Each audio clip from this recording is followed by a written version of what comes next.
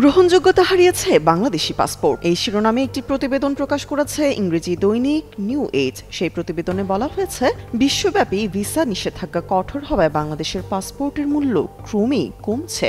যুক্তরাজ্য ভিত্তিক হ্যামলি অ্যান্ড পার্টনার্সের 2025 সালের গ্লোবাল পাসপোর্ট সূচকে 106 দেশের মধ্যে বাংলাদেশের অবস্থান 100তম, যা এখন বিশ্বের 7ম দুর্বল পাসপোর্ট হিসেবে বিবেচিত। অর্থনৈতিক উন্নতি সত্ত্বেও উন্নত ও উন্নয়নশীল অনেক দেশ বাংলাদেশিদের ভিসা দিতে অনাগ্রহ দেখাচ্ছে।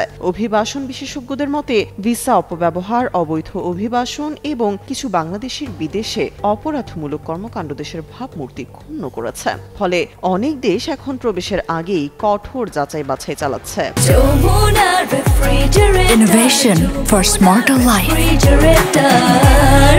সাবেক কূটনীতিক মুন্সি ফয়জ আহমেদের মতে, বিদেশি কিছু নাগরিকের অসদাচরণ ও অবৈধ কর্মকাণ্ডের কারণে বাংলাদেশের প্রতি আস্থা কমেছে। একসময় যেসব দেশে ভিসা ছাড়াই যাওয়া যেত, এখন সেসব দেশেও ভিসা বাধ্যতামূলক করা হয়েছে। এমনকি ভিসা নিয়েও বিমানবন্দরে বাংলাদেশি যাত্রীদের অতিরিক্ত জিজ্ঞাসাবাদ ও তল্লাশির মুখে পড়তে হচ্ছে শুধুমাত্র পাসপোর্টের পরিচয়ের কারণেই। এমনকি হরহামেশি বাংলাদেশি পাসপোর্ট দেখলেই ভিসা বাতিল করছে যে কোনো দেশ।